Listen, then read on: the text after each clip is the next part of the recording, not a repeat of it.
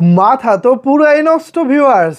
এইমাত্র ভাইরাল হলো শাকিব খানের আপকামিং বরবাদ সিনেমার একটি পিকচার, যে পিকচারে আমরা শাকিব খানকে দেখতে পাচ্ছি একেবারে বা হাতে একটি মেশিন নিয়ে কাকে যেন একেবারে একের পর এক গুলি করে ফুটো করে দিচ্ছে। মানেটা কি? চলেন বিস্তারিত আলোচনা করি আজকের এই ভিডিওতে। আপনাদের সাথে রয়েছে আমি ওয়াসিম। ভিউয়ার্স, কিছুক্ষণ আগে এইমাত্র ইধিকা পাল তিনি বরবাদ সিনেমার ডাবিং কমপ্লিট করে একটি সেলফি তুলেছেন এবং সেই সেলফিটি তিনি ইনস্টাগ্রামে শেয়ার করেছেন।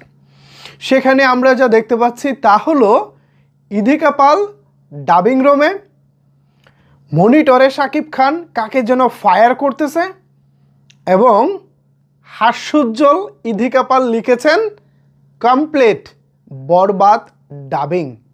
তার মানে আজকে ইধিকা পালের বরবাদ সিনেমায় ডাবিংটা শেষ হয়ে গেল।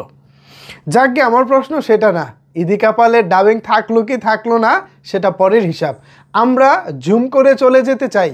এই যে ইধিকা পালের আপনারা দেখতে পাচ্ছেন, সেলফি দেখতে পাচ্ছেন, আমরা যদি একটু জুম করে অথবা একটু ক্রপ করে আমরা যদি মনিটরের দৃশ্যটা আপনাদেরকে দেখাই, এই যে দেখুন, মেগাস্টার শাকিব খানের দিকে খেয়াল করুন।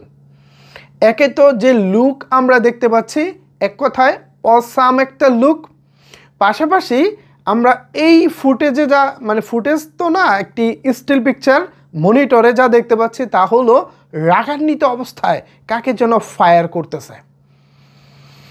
এই দৃশ্যটা জাস্ট ওয়াও। কথায় আছে না, আপনি যখন হাঁড়িতে ভাত রান্না করবেন তখন সব ভাত আসলে টিপে টিপে দেখতে হয় না, দু একটা দেখলে বোঝা যায় বাকি ভাতগুলোর অবস্থা আসলে কি।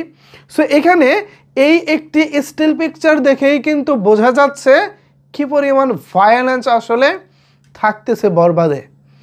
ধন্যবাদ ইধিকা পালকে এমন একটা কিছু শেয়ার করার জন্য, যা সত্যিকার অর্থে আমাদের এই মুহূর্তে অনেক বেশি প্রয়োজন ছিল।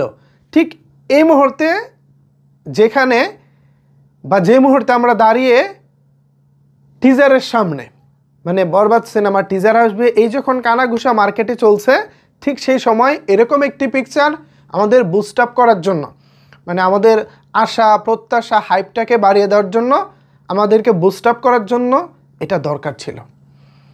আমি অনেক বেশি খুশি হয়েছি, অনেক বেশি ধন্যবাদ ইধিকা পালকে। আবার কেউ হয়তো বলতে পারেন এই পিকচারটা এখন লিক করা ইধিকা পালের উচিত হয়নি।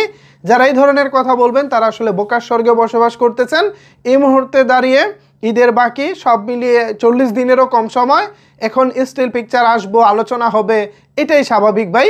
এটাকে নেগেটিভলি দেখার কোনো সুযোগ নাই।